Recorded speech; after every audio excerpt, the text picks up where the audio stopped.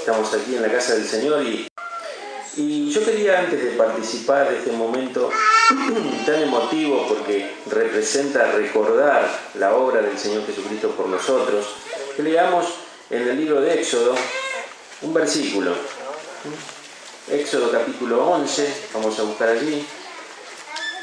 Esta es una palabra que el Señor me dio hace un tiempo, yo la compartí en buenas palabras a aquellos que la reciben, y me llegó profundamente el significado, la enseñanza que podemos sacar de aquí. Vamos a leer en el versículo 7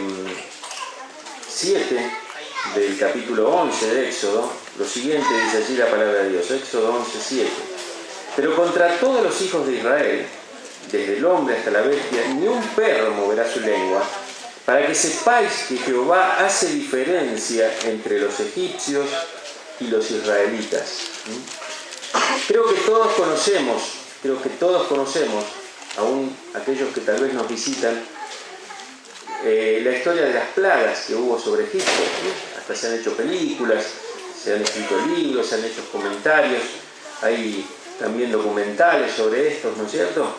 Y nosotros sabemos que como hijos de Dios, el pueblo de Dios, Israel, tenía el apoyo, la cobertura del Señor. Y ellos estaban prisioneros en Egipto y el Señor, a través de Moisés, que fue el siervo elegido para liberarlos, había hablado con el faraón varias oportunidades para que los dejara ir y no ocurría. Y bueno, distintas plagas fueron ocurriendo.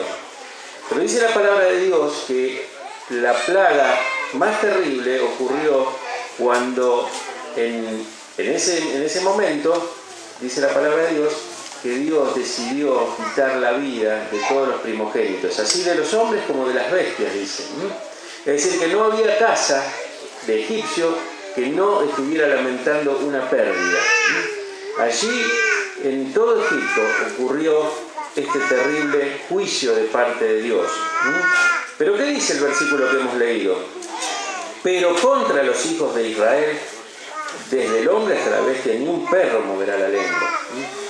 En ese momento, en esa noche terrible que se vivió en aquel lugar, todo quedó paralizado, hermanos, todo quedó paralizado. ¿Y cuál fue la diferencia que nos habla este versículo? Porque dice acá la palabra de Dios que es para que sepamos que Dios hace diferencia entre los egipcios y los israelitas. ¿Cuál fue esa diferencia? La diferencia fue la sangre.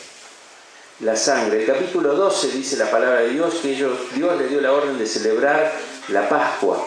La Pascua era la salida que ellos iban a tener de ese lugar, y para eso, esa noche, antes de salir, ellos tenían que matar un cordero, asarlo, comerlo, pero con la sangre de ese cordero ellos tenían que pintar los postes de la casa y el dintel, como si fuera un arco, tenían que pintar con esa sangre, y la palabra de Dios dice que esa noche, cuando pasara el ángel que iba a dar muerte a los primogénitos, al ver la sangre, iba a seguir de largo.